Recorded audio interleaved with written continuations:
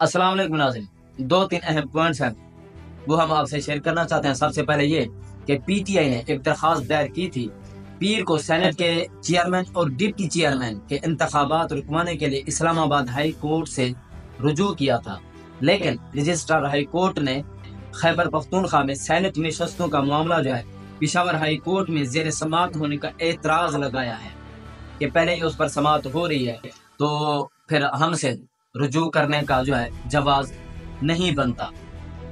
आपको पता है कि तहरीक इंसाफ के खिलाफ जहां इंसाफ लेने का मामला हो तो उसमें डिले किया जाता है तारीख पर तारीख। जैसे सनी देओल का एक डायलॉग था कि तारीख पर तारीख, तारीख पर तारीख, वो बहुत मशहूर भी हुआ था। तो पाकिस्तान की जो जुडिशरी है वो आप सबको पता है कि 139वां नंबर ऐसे नहीं है। ये एक बहुत बड़ी हकीकत है कि पाकिस्तान की जो अदालतें हैं इंसाफ देने के मामले में दबाव का शिकार रहती हैं अक्सर। ये जो 6 जजेस थे जिन्होंने लेटर्स लिखे थे, ये इस बात का सबूत है कि पाकिस्तान की जुडिशरी का 139वां नंबर क्यों है। दूसरी तरफ जो जजेस थे जिन्होंने लेटर्स लिखे थे कि उनके खिलाफ दबाव बनाया जाता है, प्रेशर बनाया जाता है, उनके रिश्तेदारों को अगवा किया जाता है, तो उस हवाले से मोहसिन अख्तर कियानी साहब के खिलाफ जो है एक और रेफरेंस जो है वो दायर हो चुका है। उससे मुतालिक तफसीलात हैं वो मैंने लिखी हुई हैं, वो मैं आपको पढ़कर सुना देता हूँ। सुप्रीम जुडिशल काउंसिल में पीर को इस्लामाबाद हाई कोर्ट के जस्टिस मोहसिन अख्तर कियानी के खिलाफ एक और रेफरेंस दायर कर दिया गया है। रेफरेंस साबिक secretary Islamabad high court bar Waqas Malik advocate ने दायर किया और जस्टिस मोहसिन अख्तर कियानी की जानिब से सुप्रीम जुडिशल काउंसिल को खुफिया एजेंसियों की मुबैना मुदाखलत पर लिखे गया खतूत को रेफरेंस में जवाज बनाया गया है। ये एक न्यूज एजेंसी है, उसकी खबर जो है मैं आपको पढ़कर सुना रहा हूँ। रेफरेंस में कहा गया है कि जस्टिस मोहसिन अख्तर कियानी ने खत लेकर रियासत मुखालिफ एजेंडा अपनाया है। अब इससे एक और बात निकलती है कि आपको याद होगा कि आजम सवाती ने एक बयान दिया था जो उसके खिलाफ हुआ था। उसको यानी कि एक वीडियो बनाई गई थी और उसकी बेटी को सेंड की गई थी कि उसने कहा था कि ये आग जो उठी है, भड़की है या लगाई गई है, ये अनकरीब जजेस तक पहुंचेगी। तो उनकी वो बात जो है वो सच साबित हुई। ये जो 6 जजेस थे जिन्होंने खतूत लिखे, लेटर्स लिखे कि उनको जो है ना प्रेशराइज किया जाता है, ये इस बात का सबूत है। और वो जो आग थी वो आजम सवाती साहब ने जो कहा था वो अब जजेस के जो है उनको जो है घेरे में ले लिया है। जस्टिस मोहसिन अख्तर कियानी ने खत लिखने में दीगर साथी जजेस को भी साथ मिलाया है, यानी कि उनको बरगलाया है। यानी कि ये वो साबित ये करना चाह रहे हैं कि ये जो लेटर्स हैं ये एक साजिश है। लिहाजा जस्टिस मोहसिन अख्तर कियानी के खिलाफ कार्रवाई अमल में लाई जाए और उन्हें फिलफौर यानी कि अपने उस ओहदे से भी हटाया जाए। ये पहला रेफरेंस नहीं है, इससे कबल भी एक रेफरेंस जस्टिस मोहसिन अख्तर कियानी के खिलाफ गुज़श्ता बरस अक्टूबर में सुप्रीम जुडिशल काउंसिल में दायर हुआ था। शिकायत एडवोकेट राजा मकसूद हुसैन की जानिब से दायर की गई थी। शिकायत में कहा गया था कि जस्टिस मोहसिन अख्तर कियानी बतौर इंतजामी जज इख्तियारात का गलत इस्तेमाल कर रहे हैं। बतौर इंतजामी जज मोहसिन अख्तर कियानी रिश्तेदारों और दोस्तों के मनपसंद मुकदमा मुकर्रर करते हैं। नाज़रीन, ये जो 6-7 जजेस हैं जो हमारे चीफ जस्टिस साहब उमर अता बिंदियाल साहब रिटायर हुए हैं, उनसे मुतालिक भी कहा जाता था क्योंकि वो ज्यादातर जो फैसले थे वो इंसाफ पर मबनी करते थे। कुछ उन्होंने मुतनाज़िया फैसले किए हैं, जैसे रात के 12 बजे अदालतें खुली और पाकिस्तान इस मोड़ पर पहुंच चुका उसकी वजह से, लेकिन उसके बाद कभी नहीं रात के 12 बजे अदालतें खुली। ऐसे कई मोड़ आए हैं कि जहां चीफ जस्टिस साहब को आज खुद नोटिस लेना चाहिए था लेकिन नहीं लिया, लेकिन उस वक्त लेना जरूरी था। हो सकता है कि उस वक्त उन पर कोई दबाव पड़ा हो, जिस तरह के ये लेटर्स और जजेस ने शिकायत की है।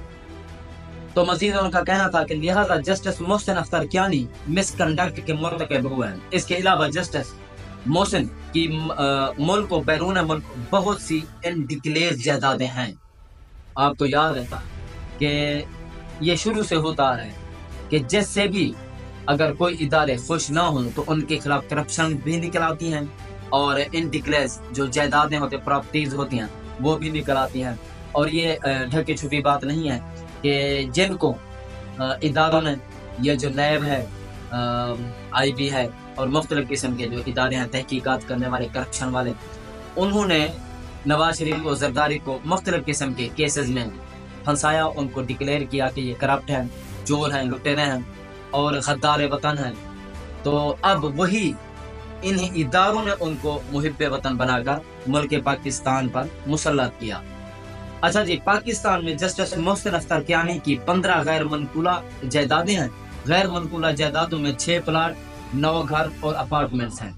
جسٹس محسن اختر کیانی کی اسلام آباد کے سیکٹر F6 میں 2 ارب مالیت کی بے نامی جائیداد ہے. جسٹس محسن اختر کیانی نے اپنے عہدے کا غلط استعمال کر کے یہ جائیدادیں جو ہے بنائی ہیں. لہٰذا شکایت پر فیصلہ ہونے تک جسٹس محسن اختر کیانی سے عدالتی اختیارات واپس لیے جائیں اور بطور جج عہدے سے ہٹایا جائے.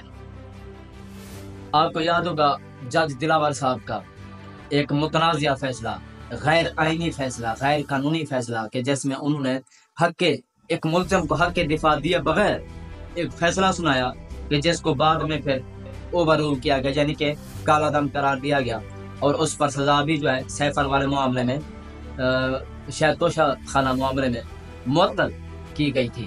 تو ان کے خلاف کسی قسم کے کوئی بھی ریفرنس نہیں آئے. بھٹو صاحب کو مرنے کے بعد اس کو پھانسی پر چڑھانے کے بعد 50 سال بعد جسٹس قاضی صاحب نے کہا کہ ان کے خلاف جو کارروائی ہوئی تھی یعنی کہ ان کو انصاف نہیں ملا. یعنی کہ 50 سال بعد وہ تو چلے گئے ان کو تو پھانسی ہو گئی. کیا تسلیم کر لینے سے سپریم کورٹ ہو یا کوئی بھی کورٹ ہو اس کے تسلیم کر لینے سے کسی کی لائف کسی کی زندگی واپس آ سکتی ہے یا کسی کی عزت واپس آ سکتی ہے؟ بالکل بھی نہیں.